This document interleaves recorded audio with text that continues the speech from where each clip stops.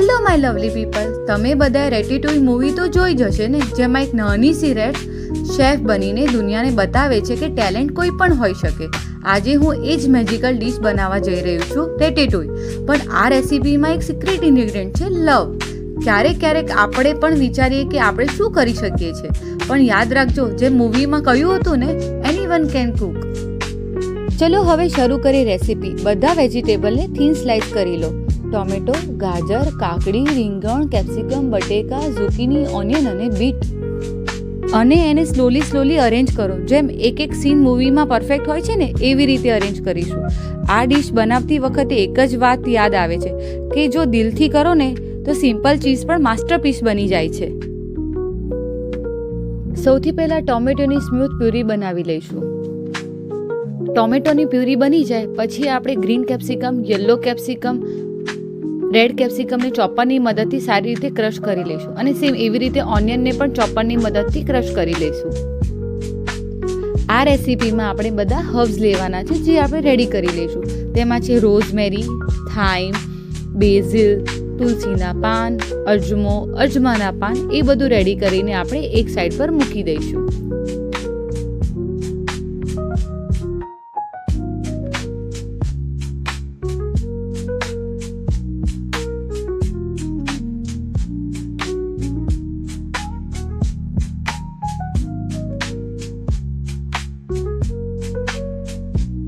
હવે એક પેનમાં ઓલિવ ઓઇલ ગરમ કરવા મૂકીશું. તેમાં રેડ કેપ્સિકમ, યલો કેપ્સિકમ અને ગ્રીન કેપ્સિકમ ચોપરમાં જે કટ કર્યા છે ને, તે એડ કરીશું. આ વેજીટેબલને ફુલ્લી કુક નથી કરવાના, થોડા ક્રન્ચી કાચા પાકા રાખવાના છે અને એને 2-3 મિનિટ સુધી રાખવાના છે. હવે તેમાં ઓનિયન અને ગાર્લિક ચોપરમાં જે કટ કરેલું છે તેને પણ 2 મિનિટ સુધી સોતે કરી લેવાનું છે. હવે તેમાં કાશ્મીરી મરચું એડ કરીને બધું સારી રીતે મિક્સ કરીને થોડું ચડવા દઈશું. હવે આપણે છે ને તેમાં બધા હર્બ્સ એડ કરવાના છે. તેમાં છે રોઝમેરી, થાઇમ, બેઝિલ, અજમો, મરી પાવડર. આ બધું એડ કરીને સારી રીતે તેને મિક્સ કરી લઈશું. પછી તેમાં ફાઇનલી કટ કરેલા તુલસીના પાન અને અજમાના પાન પણ એડ કરીશું. હવે તેમાં ટોમેટો પ્યુરી એડ કરીને સારી રીતે મિક્સ કરીને તેને 2 મિનિટ સુધી કૂક થવા દઈશું.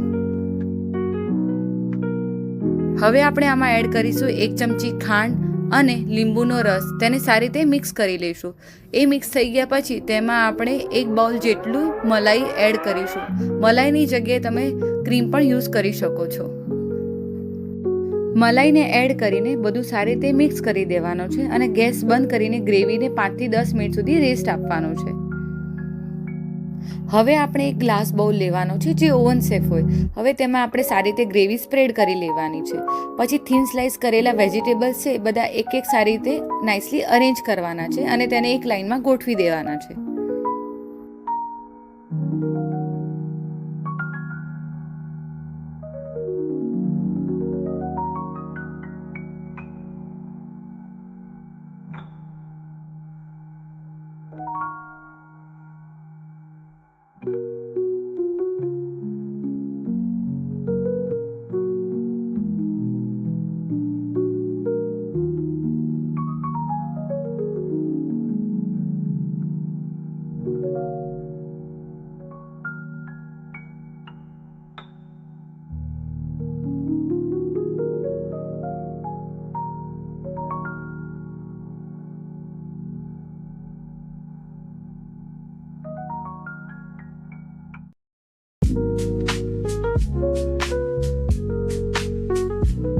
બધા વેજીટેબલ્સને સારી રીતે અરેન્જ કર્યા પછી મિક્સરને બ્રશની કે ચમચાની મદદથી તેને વેજીટેબલ્સ પર સારી રીતે સ્પ્રેડ કરી દઈશું.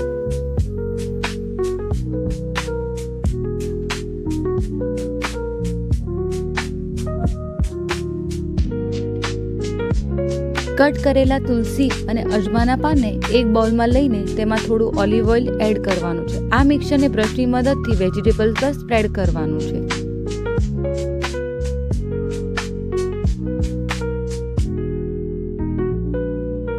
ઓવનને 180 ડિગ્રી પર 10 મિનિટ સુધી પ્રીહીટ કરવાનું છે. પ્રીહીટ થઈ જાય પછી ડીશને 180 ડિગ્રી પર 15 મિનિટ ફોઇલ સાથે બેક કરવાનું છે. પછી ફોઇલ રિમૂવ કરીને 40 મિનિટ સુધી બેક કરવાનું છે. અને હા, પ્લેટિંગ પણ એટલી સુંદર કરો, રેમી પણ પ્રાઉડ થઈ જશે. અને લો, તૈયાર છે આપણું રેટેટુઈ. સિમ્પલ ઇન્ગ્રેડિયન્ટ્સ પણ ફૂલ હાર્ટથી બનાવેલું. તમે પણ ટ્રાય કરો અને યાદ રાખજો, anyone can Cook. Love you all. C you in the next video.